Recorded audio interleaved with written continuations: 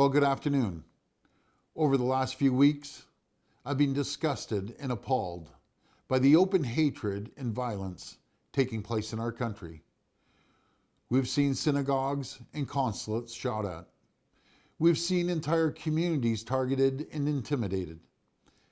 And just yesterday, right across the border, we've seen a hatred few of us can even imagine and understand.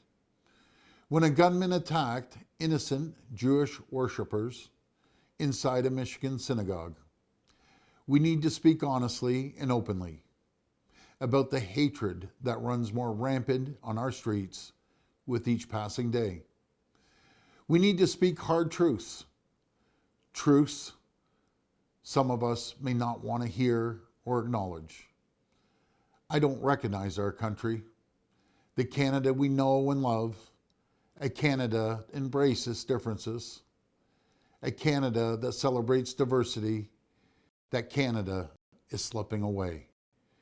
If we don't stand up against the open hatred we see in our country today, more violence and hate will follow against every race, every religion, and every community, with deadly consequences.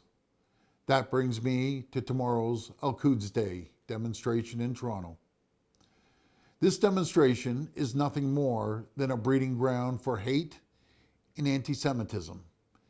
It glorifies violence. It celebrates terrorism. It has no place in Ontario. It has no place in Canada.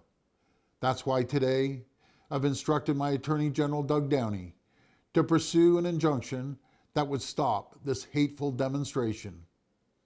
If we don't act now, if we don't act decisively, the hatred won't stop. Our government has a responsibility to do everything we can to protect our communities and put an end to the hate that we see in our province and country. This injunction is worth doing on its own merits. We need to stand up for what's right, for what's just.